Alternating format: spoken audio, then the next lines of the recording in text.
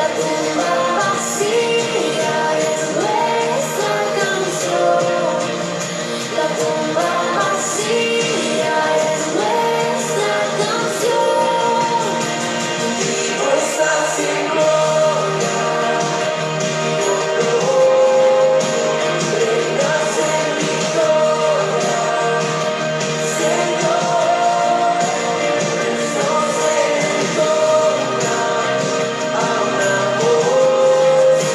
Cristo eres Dios, Cristo eres Dios. Vivo estás en gloria, reinas en victoria, Señor, nuestros entonan a una voz. Cristo eres Dios, Cristo eres Dios. Somos iglesia, reino glorioso, nuestra bandera, cruz de Jesús. Somos iglesia, somos nación. La tumba vacía es nuestra canción. La tumba vacía es nuestra canción. Vivo estás en gloria, reinas en victoria, Señor, nuestros entonan a una voz. Cristo eres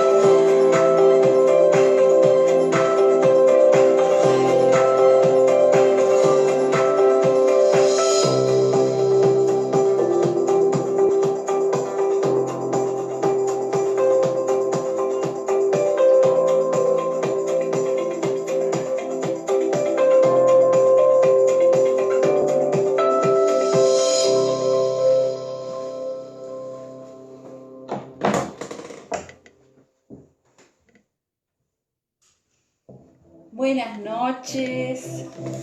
¿Cómo les va? Bienvenidos.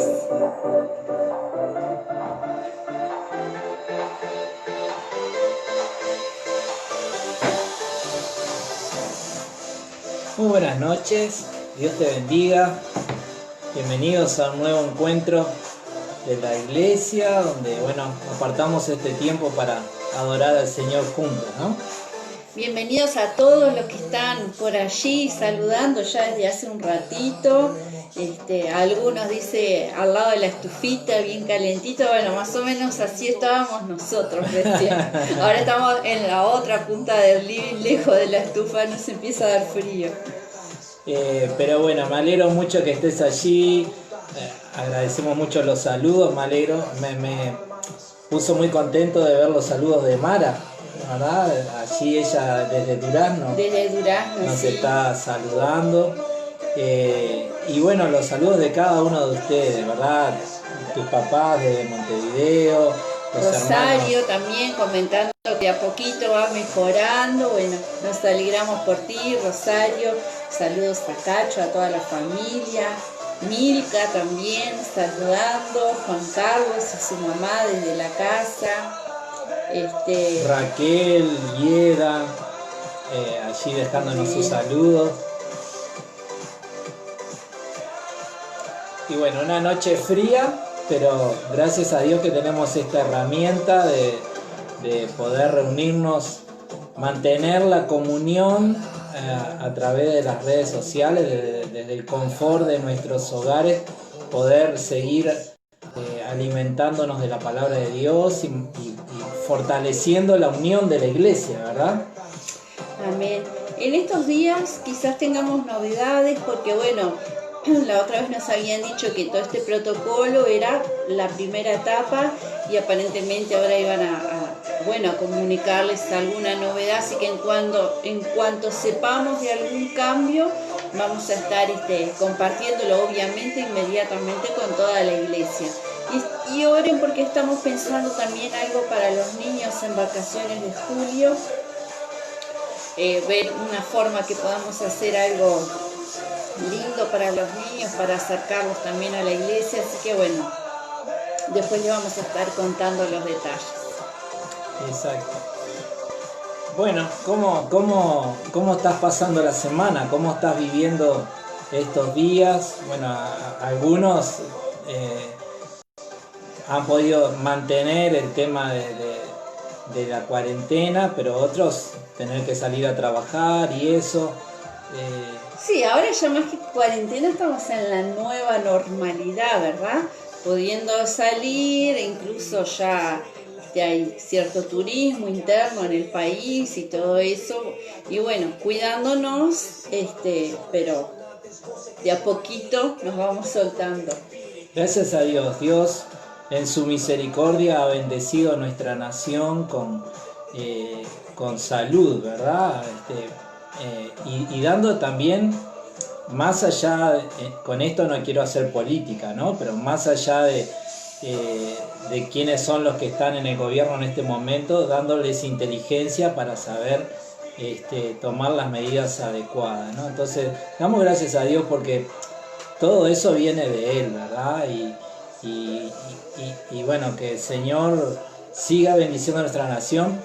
Y que así como el Señor está dando salud a nuestro pueblo, que también el Señor pueda traer salvación a nuestra nación, ¿verdad? Que el Señor bendiga a Uruguay con un despertar espiritual a la fe en Jesucristo, que bendiga a Uruguay con esa capacidad de entender el Evangelio, porque muchas personas no se acercan a Jesús porque, bueno, no han comprendido exactamente lo que significa el Evangelio y esta invitación de gracia y de amor que Dios hace a todos los hombres para reconciliarse con Él a través de la fe en Jesucristo, ¿verdad? A través de la fe en la obra que Jesús hizo en la cruz. Entonces, qué bueno que nos unamos como iglesia para pedir esa bendición de Dios, a Dios, que Él bendiga a nuestra nación con esa oportunidad de un despertar espiritual, de un despertar espiritual a la fe en Jesús, ¿verdad? Y también de una claridad en el entendimiento para comprender el Evangelio, ¿no? Es una de las oraciones que seguramente todos nosotros estamos Amén. día y noche presentándole al Señor. Así que,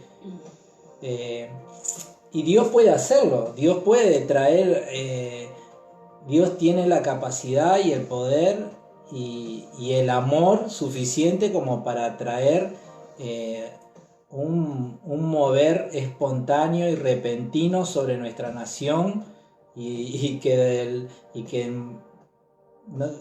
decir, que en muy poco tiempo ocurra lo que de repente por décadas no ha sucedido en nuestra nación, ¿verdad? Dios lo puede hacer, lo ha hecho en otro tiempo, en nuestra misma nación y en otras naciones, lo puede volver a hacer ahora. Y bueno, qué bueno es que la iglesia tenga esa expectativa, no solamente de que Dios salve personas, sino que Dios traiga un mover espontáneo,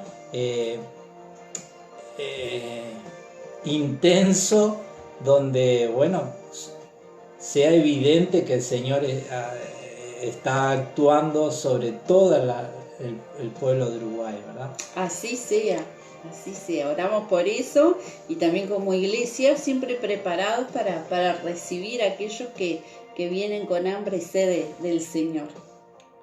Muy bien, vamos a orar entonces y ya ir preparándonos para entrar en la palabra del Señor y bueno, meditar unos momentos en ella. Padre amado, en el nombre de Jesús, te damos gracias, papá, por tu amor, por tu misericordia.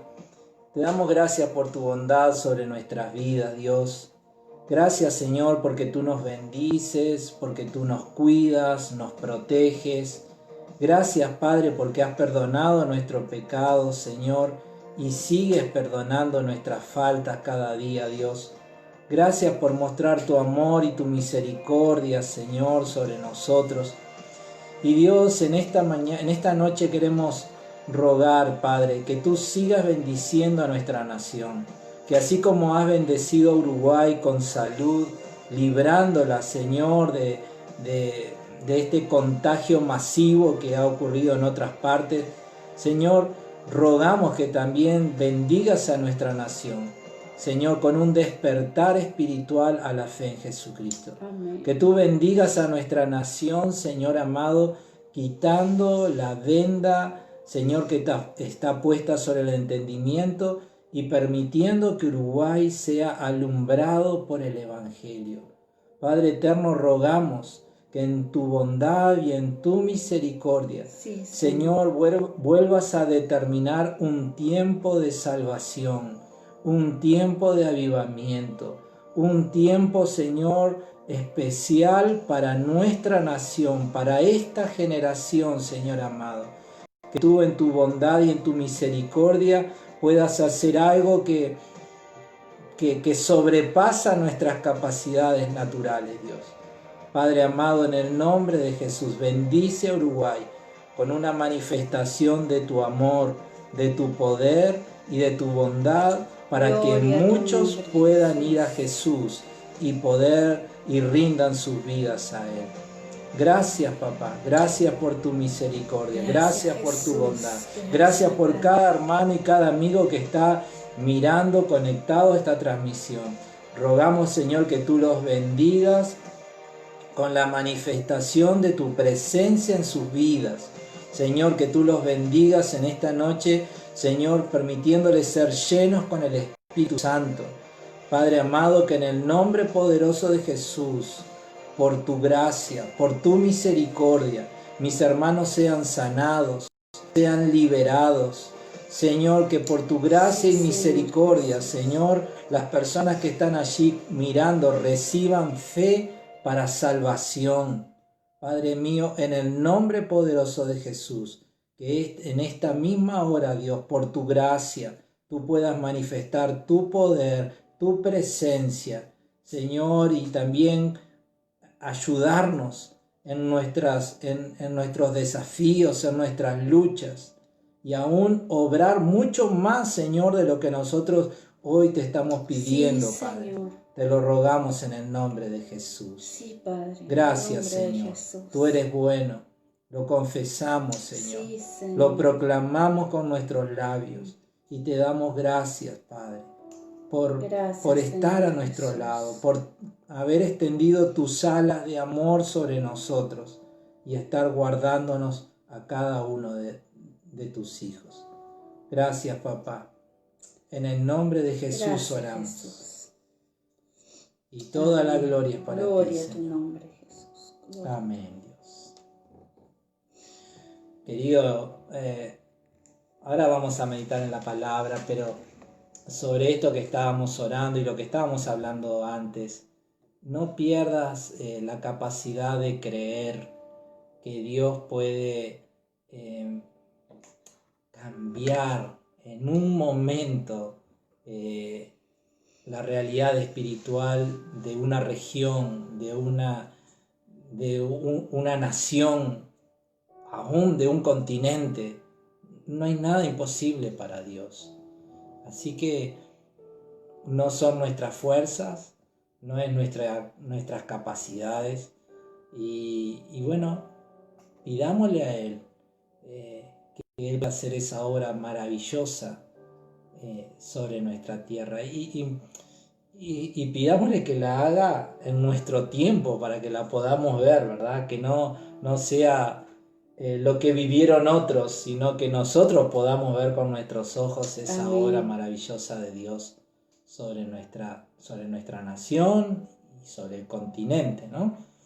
Así que bueno, ánimo en la oración. Hoy vamos a hablar un poco de la oración porque este capítulo 11 de Marcos habla de la oración. Bien, el club de lectura, si ya has participado de él, es tan sencillo como el que vamos leyendo un capítulo de la Biblia. En este caso estamos leyendo el Evangelio de Marcos y lo vamos comentando. Y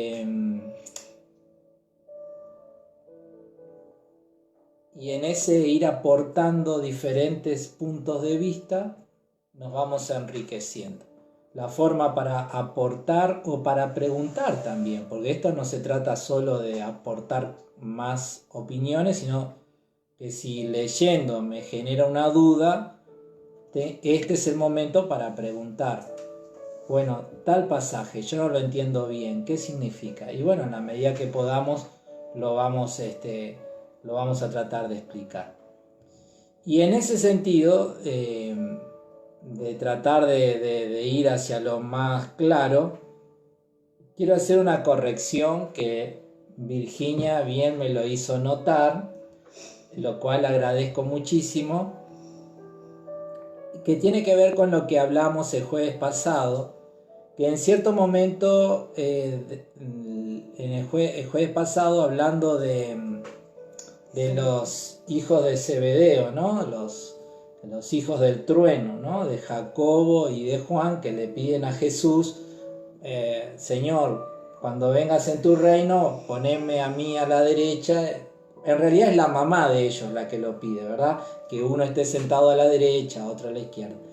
Y hablando de esos hermanos, Jesús, cuando escucha este pedido de ellos, les dice, bueno, pero ustedes van a poder beber de la copa, haciendo referencia si ellos iban también a soportar el precio de ser un discípulo de Jesús. Ellos dijeron que sí, y realmente luego en la historia vemos que realmente pagaron el precio de ser discípulos de Jesús. Y en ese punto yo dije que Jacobo fue el primer mártir dentro de los creyentes. Y ahí estuvo mi error, porque en realidad Jacobo fue el primer mártir dentro de los apóstoles, dentro del grupo de los 12. El primer mártir dentro de la fe cristiana, según lo que tenemos registrado en la Biblia, es Esteban, ¿sí? En el libro de los Hechos, capítulo 7. Sí. Hechos capítulo 7 está el martirio, está el momento donde Esteban presenta defensa de su fe y cómo termina aquella defensa. donde él, bueno, lo matan por causa de su testimonio, ¿verdad? Esteban, a la luz de la Biblia, Esteban es el primer mártir de la fe y Jacobo es el primer mártir dentro de los apóstoles. ¿Está bien? Entonces, bueno, vieron la ventaja de leer la Biblia juntos y ir comentándola juntos. De repente uno expresa dice una palabra y otro dice, no, pero me parece que tal cosa. Y ahí viene la riqueza, ¿no? Que nos vamos enseñando y nos vamos corrigiendo y nos vamos edificando juntos. Digo esto porque capaz que vos te diste cuenta también de lo mismo y te dio vergüenza o timidez o algo y no me quisiste escribir algún comentario. Por favor, escribime, no me dejes no me dejes con una mala idea, sino que escribime y decime, no, pastor, me parece que te equivocaste, a mí me parece que esto es así y bueno, y ahí nos enriqueceremos juntos. ¿Está bien? Yo soy un estudiante de la Biblia como lo sos vos. Así que nos podemos equivocar como cualquiera. Hecha esta aclaración, vamos a Marcos. Vamos a Marcos 11. Capítulo 11. Y Marcos, bueno, este capítulo 11 es interesante porque es el comienzo de la semana de la pasión de Jesús. Es decir, lo que vamos a empezar a leer hoy va a terminar en la cruz. Es decir, unos pocos días después Jesús va a morir en la cruz y un par de días después, 2-3 días después, Él va a resucitar, ¿verdad? Pero lo que vamos a estar leyendo hoy es ese momento donde inicia esa última semana, que además tenemos que entender que en ese momento no solo Jesús y sus discípulos estaban yendo hacia Jerusalén, sino que gran cantidad de hombres del pueblo judío estaban yendo hacia Jerusalén para guardar lo que va a ser la celebración de la Pascua. Es decir, los judíos, los varones principalmente, tenían la obligación de estar en 3 fiestas anuales en Jerusalén. Una de ellas es la Pascua y es para lo que están yendo. La Pascua judía es la que recuerda el momento en que Dios los rescata de la esclavitud de Egipto. La Pascua cristiana es diferente. La Pascua cristiana recuerda la resurrección de Jesús, ¿verdad? Entonces, no solamente Jesús y los discípulos estaban yendo a Jerusalén. Había muchísima gente en Jerusalén que no eran habitantes de la ciudad, que habían ido para celebrar esa fiesta. Aclaro esto para que nosotros podamos hacernos una idea del contexto social. Es decir, todo lo que va a suceder en este capítulo 11 y en los capítulos que le siguen, va a haber muchísima gente viendo y escuchando. Gente que habiendo pasado la fiesta de la Pascua, vuelven a sus ciudades, vuelven a sus regiones, lejos de Jerusalén, llevándose el comentario de lo que vieron y escucharon de Jesús. Entonces, habiendo hecho esa introducción, leemos versículo 1 al 11. ¿Sí? Cuando se acercaban a Jerusalén, junto a Betfagé y a Betania, frente al monte de los Olivos, Jesús envió 2 de sus discípulos y les dijo: Id a la aldea que está enfrente de vosotros, y luego que entréis en ella hallaréis un pollino atado, en el cual ningún hombre ha montado. Desatadlo y traedlo. Y si alguien os dijere: ¿por qué hacéis eso? Decid que el Señor lo necesita y que luego lo devolverá. Fueron y hallaron el pollino atado afuera a la puerta en el recodo del camino y lo desataron. Y unos de los que estaban allí les dijeron: ¿qué hacéis desatando el pollino? Ellos entonces les dijeron como Jesús había mandado y los dejaron. Y trajeron el pollino a Jesús y echaron sobre él sus mantos, y se sentó sobre él.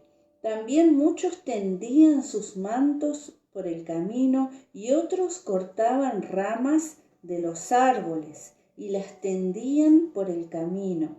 Y los que iban delante y los que venían detrás daban voces diciendo: Hosana, bendito el que viene en el nombre del Señor, bendito el reino de nuestro padre David que viene, hosana en las alturas. Y entró Jesús en Jerusalén y en el templo, y habiendo mirado alrededor todas las cosas, como ya anochecía, se fue a Betania con los 12. Muy bien. Ahí tenemos lo que normalmente conocemos como la entrada triunfal de Jesús a Jerusalén, ¿verdad? Bueno, ¿qué pensamientos qué cosas te parece que son importantes resaltar de este pasaje? Y bueno, uno ya se hace toda la escena, ¿verdad? De la gente, del recibimiento, del acompañar a Jesús, pero imaginando todo lo que Jesús iba sintiendo, porque él iba bien preparado y bien consciente de a dónde iba y a lo que iba, ¿no? Este versículo 11 que dice: y entró Jesús en Jerusalén y en el templo, y habiendo mirado alrededor todas las cosas. Me imagino eso, ¿no? Jesús entrando y sabiendo en cada lugar lo que iba a acontecer y las personas y cómo lo que iba a pasar en unos días, ¿verdad? Y bueno, cuántos sentimientos y cuántas cosas sobre él que ya empezaban A pesar.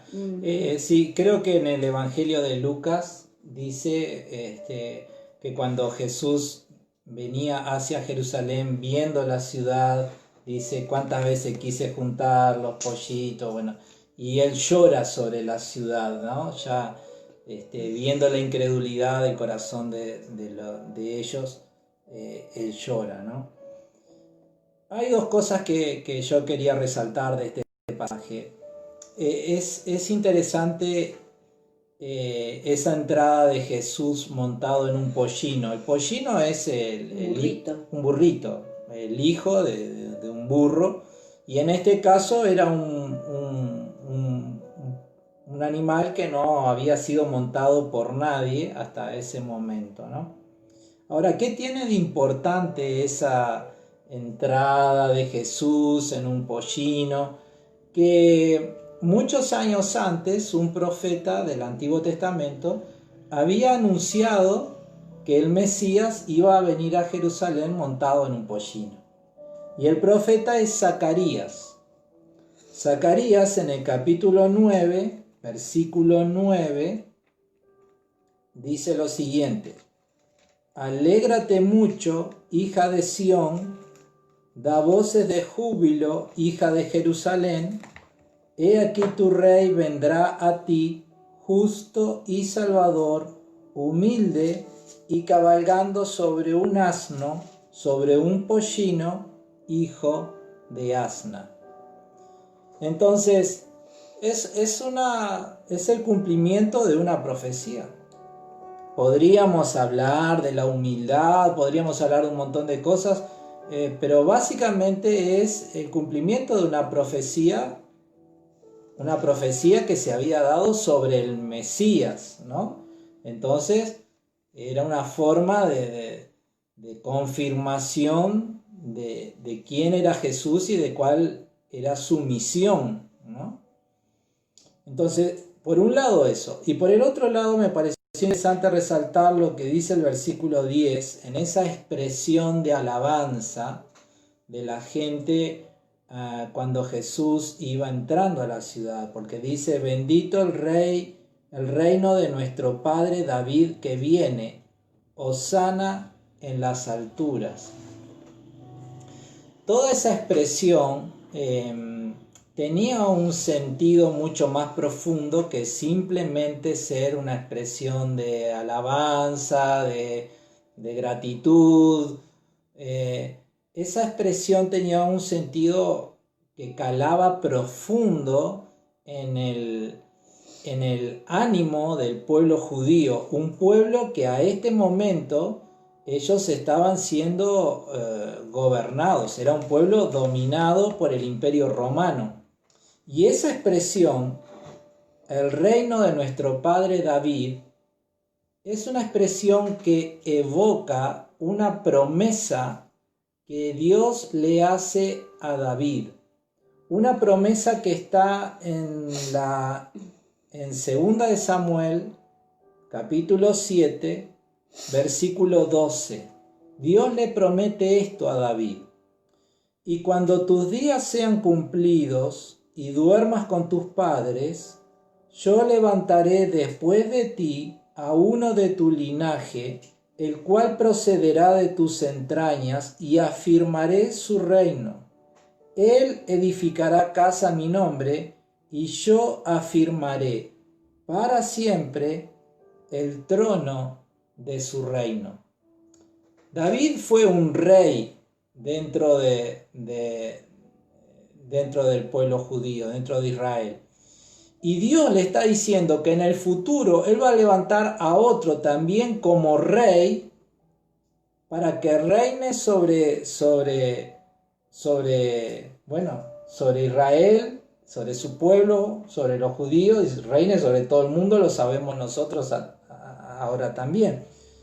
Ahora, ellos cuando evocan, cuando dicen esta expresión, al ir entrando Jesús a Jerusalén, ellos en realidad lo que están haciendo es diciendo: ahí viene el que nos va a liberar del poder del Imperio Romano. Ahí viene el que va a liberarnos y va a lograr nuestra independencia nacional, ¿no? Es decir, ellos creían que Jesús iba a hacer una revuelta social que de tal manera terminara siendo un nuevo tiempo de independencia para el pueblo de Israel, cosa que había ocurrido con la familia de los macabeos unos años antes, pero había durado poco tiempo porque luego los romanos toman el control de toda aquella región. Y entonces ellos creían que Jesús venía a hacer eso. Y sí, Jesús va a ser levantado como rey de reyes y señor de señores en una forma social sobre todas las naciones del mundo, pero no en ese momento.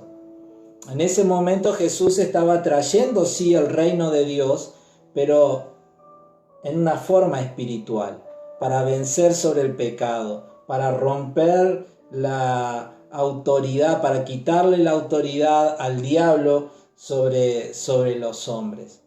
Entonces, ellos no estaban diciendo algo equivocado, simplemente que estaban equivocados en los tiempos. No estaban entendiendo que el reino de Dios estaba viniendo, pero de una forma espiritual. Por eso cuando alguien quiere defenderlo a Jesús para que no lo lleven preso, Jesús dice: pero si yo quiero, miles de ángeles van a venir a pelear. Y cuando presenta defensa frente a Pilato, que le dice: pero sos rey, sí, pero mi reino no es de este mundo. Es decir, todo eso habla de ese sentido espiritual que el reino de Dios estaba trayendo en ese momento. Entonces, el reino de Dios se había acercado a ellos, pero no en el sentido que esperaban, no en el sentido de traerles una independencia nacional. Eso va a ocurrir en el milenio, más adelante.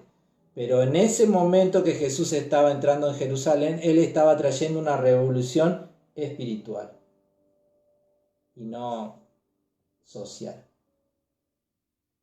¿Está bien? Amén. Cómo la humanidad no no tiene esos, o sea, obviamente, Dios ve y sabe las cosas y los tiempos espirituales, el tiempo de Dios y las circunstancias, y muchas veces nosotros le damos una lectura sacando las conclusiones de las cosas que vemos y que conocemos, y muchas veces no tienen, no son lo que en realidad está pasando o lo que en realidad Dios está por hacer. Por eso nosotros tenemos que primero conocer la palabra. Jesús le dijo también que tenían que interpretar los tiempos, así como se daban cuenta de... nosotros, bueno, tenemos que aprender basados en la palabra a interpretar los tiempos, pero también antes de apresurarnos, a veces decir, esto es una señal de esto es porque va a pasar esto, como a veces vemos muchas veces que sacamos conclusiones rápidas, ¿no? Preguntarle al Señor, ¿qué es lo que querés hacer? ¿Qué es lo que está pasando? Guíame para saber cómo actuar en este momento, porque obviamente hay cosas que Dios sabe que está haciendo en el mundo, pero también en nuestras vidas, en nuestras casas, que a veces nosotros interpretamos, bueno, esto está pasando, voy a hacer así, así, y a veces no es. Entonces decirle, bueno, Señor, vos que todo lo sabés, vos que sabés qué es lo que va a pasar por delante, guíame para actuar correctamente y hacer lo que vos quieras que haga, ¿no? Bueno, pasemos al segundo día, ¿sí? Eso ocurrió el primer día que Jesús llegó allí a Jerusalén y bueno, veamos lo que ocurre al día siguiente, ¿no?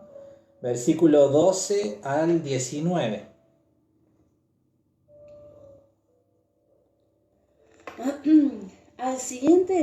Al día siguiente, cuando salieron de Betania, tuvo hambre, y viendo de lejos una higuera que tenía hojas, fue a ver si tal vez hallaba en ella algo.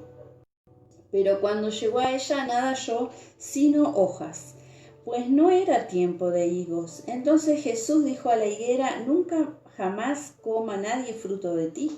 Y lo oyeron sus discípulos. Vinieron pues a Jerusalén, y entrando Jesús en el templo, comenzó a echar fuera a los que vendían y compraban en el templo, y volcó las mesas de los cambistas y las sillas de los que vendían palomas, y no consentía que nadie atravesase el templo llevando utensilio alguno.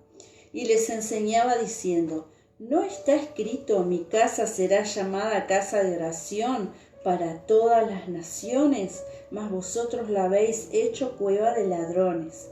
Y lo oyeron los escribas y los principales sacerdotes, y buscaban cómo matarle, porque le tenían miedo, por cuanto todo el pueblo estaba admirado de su doctrina. Pero al llegar la noche, Jesús salió de la ciudad. Bien. Este segundo día comienza con algo extraño, ¿no? Sí, porque el mismo texto bíblico dice que no era tiempo de dar frutos, pero pero Jesús aún así, maldice aquella higuera, ¿no? Donde obviamente no encontró fruto porque no era tiempo de encontrar fruto. Ahora, yo creo que más allá de que nosotros vamos a ver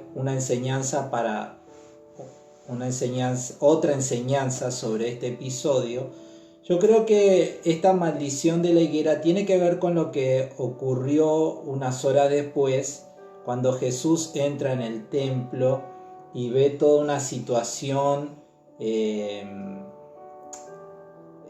mala en cuanto a la forma en que estaban llevando adelante la religión judía, ¿no? El judaísmo. Pero entonces,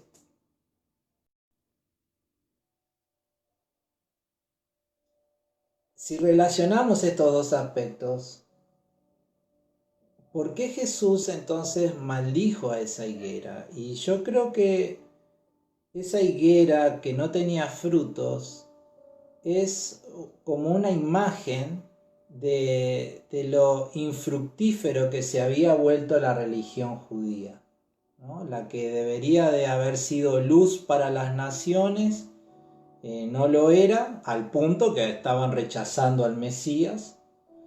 Y yo creo que Jesús dice lo que dice sobre la higuera para demostrar o para mostrar el punto de esterilidad espiritual al que habían caído la religión judía, ¿no? Ujú. Y luego entra en el templo, teniendo en cuenta esa imagen que te acabo de decir. Jesús entra al templo y hace lo que ya había hecho hace unos años atrás, cuando fue por primera vez, que fue echar a los cambistas y a todo eso que estaban allí haciendo negocio. ¿Cuál es el problema con estos comerciantes en el templo?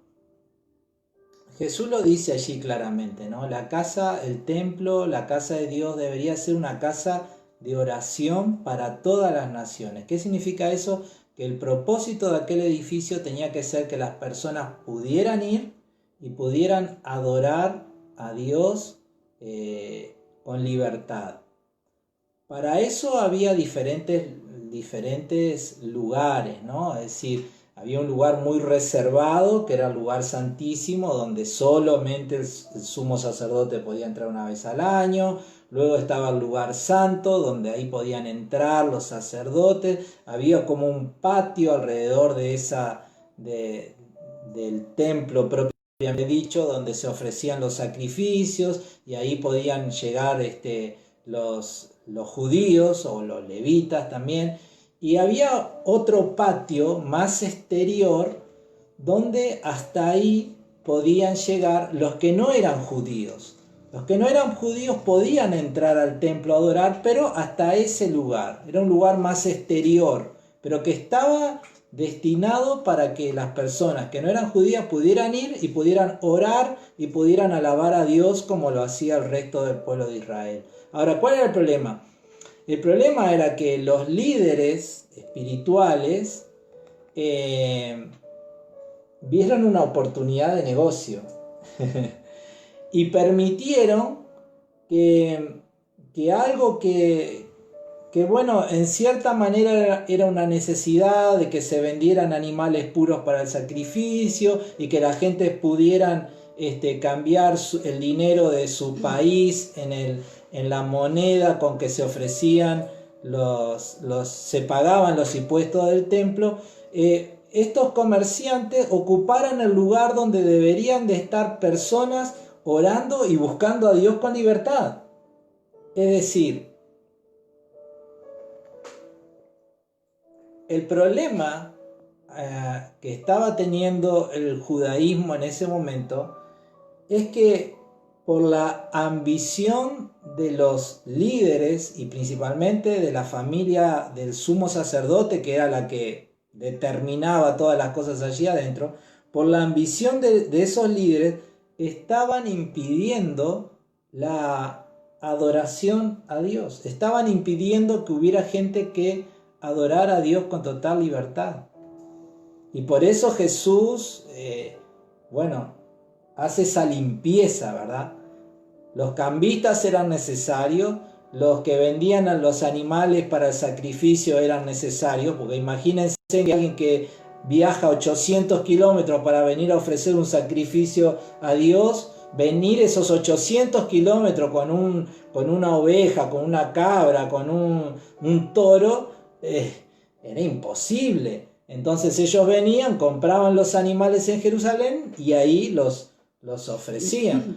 Ahora, el problema es que la ambición ganó el corazón de esta gente y llevaron todo ese comercio al punto de impedir que hubieran personas que adoraran a Dios con total libertad, ¿no?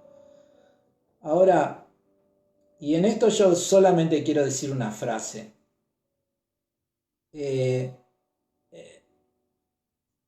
Yo creo que la ambición en el liderazgo o la ambición sigue siendo un grave obstáculo a veces en algunas congregaciones o en algunos lugares que impiden la verdadera adoración a Dios.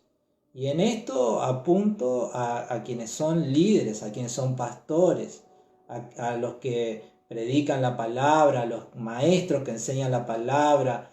Es decir, la Biblia, el apóstol Pedro, Pablo, continuamente están anunciando de que en los últimos tiempos habrán hombres y mujeres que amarán tanto el dinero, que harán de la iglesia como si fueran mercadería, que enseñarán cosas equivocadas. Si hay algún pastor, algún líder mirando, algún maestro, tenemos que cuidar nuestro corazón de la avaricia. Porque a veces por el hecho de querer tener gente, el mensaje del evangelio se vuelve un poco populista, un poco aguado, para no ofender a nadie. Y bueno, y ahí al no ofender a nadie, mucha gente está a tu alrededor y sabemos lo que eso significa en los términos de la economía de las iglesias. Pero podemos estar impidiendo el crecimiento de la fe verdadera y llevando a personas por el camino del error. Entonces tengamos cuidado de eso. Todavía no caigamos en el error de Balaam, que por amor al premio llevó al pueblo por caminos equivocados, ¿no? Entonces, simplemente eso quería resaltar. Pero para mí, en este segundo día, la maldición de la higuera, una higuera que no produjo frutos, y el hecho de que la religión judía, el templo, se había pervertido detrás de esa avaricia y estaba impidiendo que las personas adoraran a Dios con tranquilidad. Para mí esas dos cosas están relacionadas.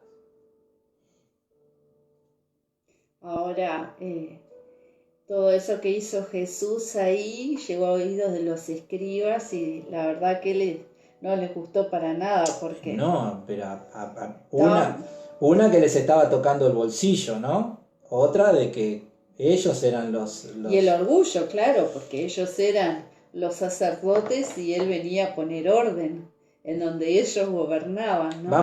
Vamos a ver que al final de este capítulo todo esto provoca que ellos le hagan una pregunta a Jesús, una pregunta muy tramposa, ¿no? ¿Hay algún comentario? No, por ahora no. ¿Hay alguien mirando? Creo que sí. Bueno. Ahí se sumó Abby. Abby, Dios te bendiga. Si tenés algún comentario de lo que vamos hablando, ponelo, nos encantaría escucharlo. Bueno, todo eso está ocurriendo en el segundo día, ¿verdad? Y simplemente, en cierto sentido, yo creo que la ambición de los líderes hoy dentro de la iglesia sigue siendo un estorbo para el crecimiento de la fe verdadera. Entonces, tengamos cuidado, ¿verdad? Pidámosle al Señor que Él ayude, que su iglesia no caiga en ese error de la ambición, ¿no? ¿Seguimos? Bueno, versículo 20. Y pasando por la mañana, vieron que la higuera se había secado desde sus raíces. Entonces Pedro, acordándose, le dijo: Maestro, mira, la higuera que maldijiste se ha secado. Y respondiendo Jesús les dijo: Tened fe en Dios, porque de cierto os digo que cualquiera que dijere a este monte, quítate y échate en el mar, y no dudare en su corazón, sino creyere que será hecho lo que dice, lo que diga será hecho. Por tanto os digo que todo lo que pidiereis orando, creed que lo recibiréis, y os vendrá. Y cuando estéis orando, perdonad. Y si tenéis algo contra alguno, para que también vuestro Padre, que está en los cielos, os perdone a vosotros vuestras ofensas. Porque si vosotros no perdonáis, tampoco vuestro Padre, que está en los cielos, perdonará vuestras ofensas. Tremendo, ¿no? Bueno, acá viene otra enseñanza sobre aquel episodio de la maldición de la higuera, ¿no? La primera enseñanza tenía que ver con esa religión sin frutos. Sin frutos. Que en eso no dijimos nada, pero en eso, ojo que Jesús también advierte a la iglesia a no caer en el error de llevar adelante una religiosidad sin frutos, ¿no? Entonces, no solamente es un problema del pueblo judío, de la religión, del judaísmo para aquel tiempo, sino que también puede llegar a ser un problema para el cristianismo hoy. Tengamos cuidado en cuanto a eso, ¿no? Ahora, acá viene la otra enseñanza, ¿no? El poder de la oración, ¿no? El poder de la fe, de la oración de fe. Sí. De la fe en Dios. Cualquiera que dijese a este monte, quítate y échate en el mar, y no dudare en su corazón, sino creyere que será hecho lo que dice, lo que diga le será hecho.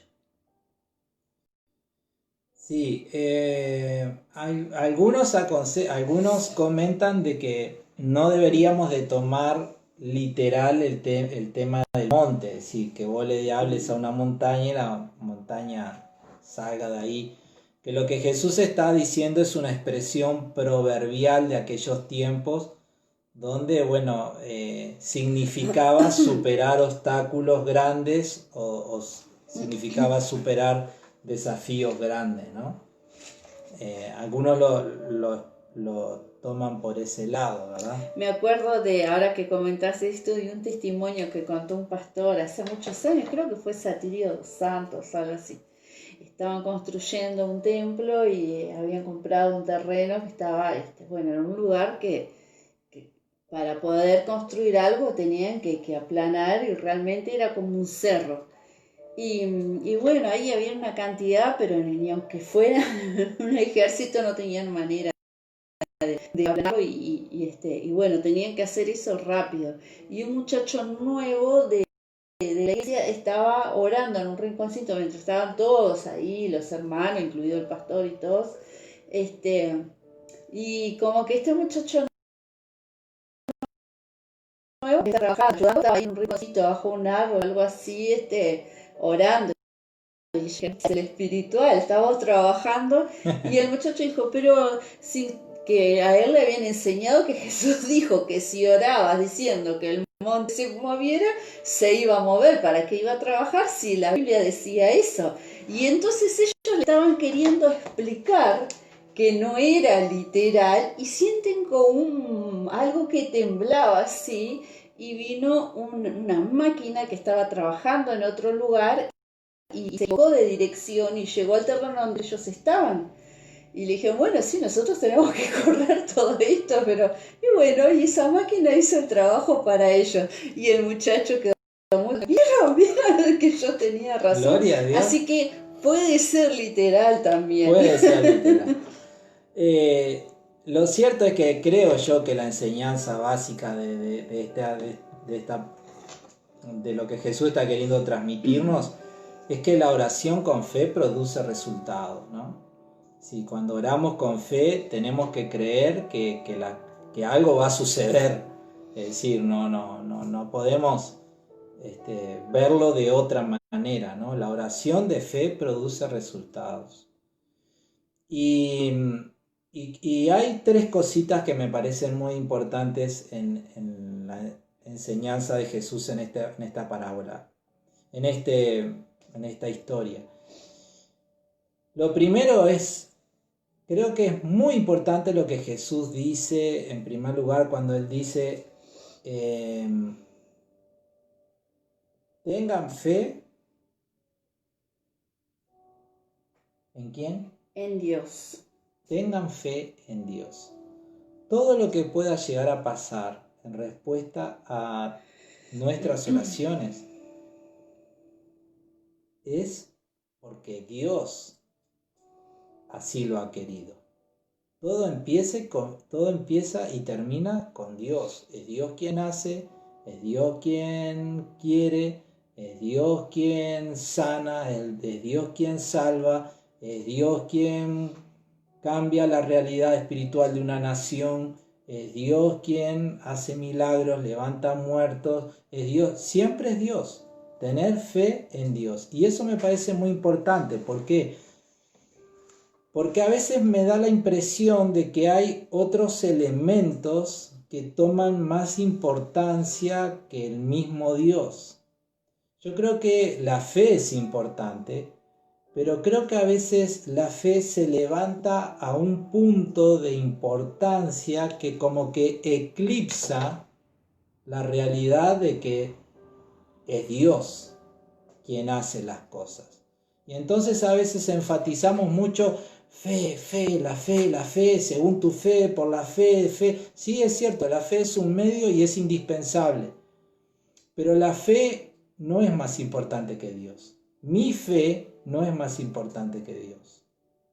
Y la fe correcta tiene que ser una fe basada en Jesús y en su poder y en su gloria. Ahí va. Y así como te hablo de la fe, podríamos hablar de cualquier otra cosa que nosotros digamos, bueno, tal cosa, tal medio, tal instrumento, tal... Sí, está bien. Y muchas de esas cosas son espirituales y están reveladas en la Biblia. Pero por encima de todo eso, siempre es Dios. Porque si Dios quiere actuar, no le va a importar si alguien tiene fe, o si alguien está orando, o si alguien está haciendo ayuno, o si alguien está haciendo algo. Si Dios quiere actuar, actúa y punto. Y no me va a venir a preguntar a mí, ay, ¿será que puedo actuar? Digo, Él lo va a hacer.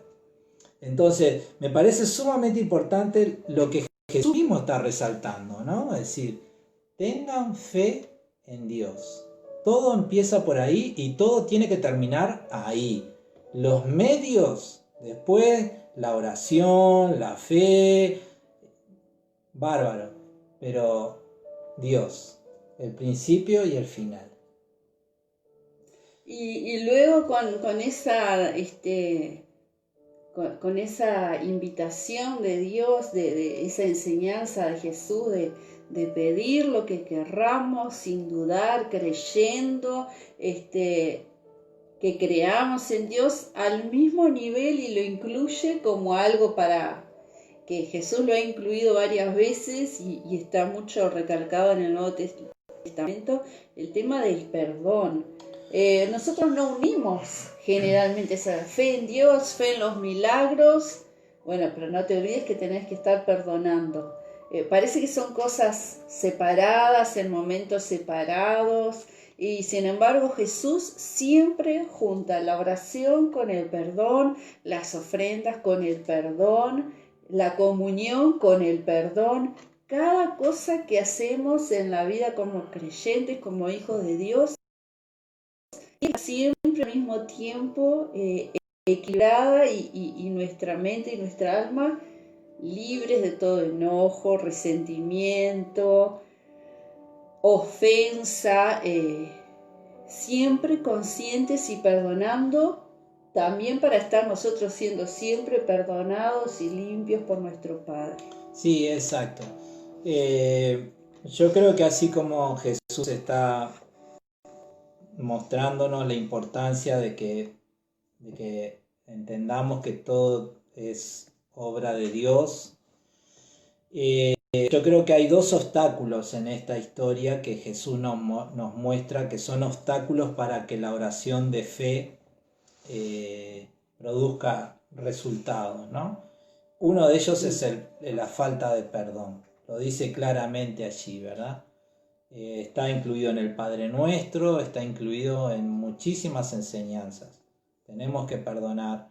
Y una oración, ir al trono de la gracia, guardando rencor en el corazón contra alguien, es algo que no encaja con el reino de los cielos. Juan lo dice claramente, dice, si alguno dice que ama a Dios, pero odia a su hermano, dice, el tal es mentiroso. ¿Ah? Mentiroso. Entonces, ir a Dios al trono de la gracia, donde somos escuchados por misericordia nada más, no por mérito propio, y ir guardando rencor en el corazón, no encaja, no entra, no está en la misma sintonía. Es más, Juan dice, el que hace eso es un mentiroso. Entonces es importante entender, hermanos, si nosotros podemos llegar al trono de la gracia es porque Dios nos perdonó sin que nosotros pidiéramos perdón, en el sentido de que cuando Cristo murió,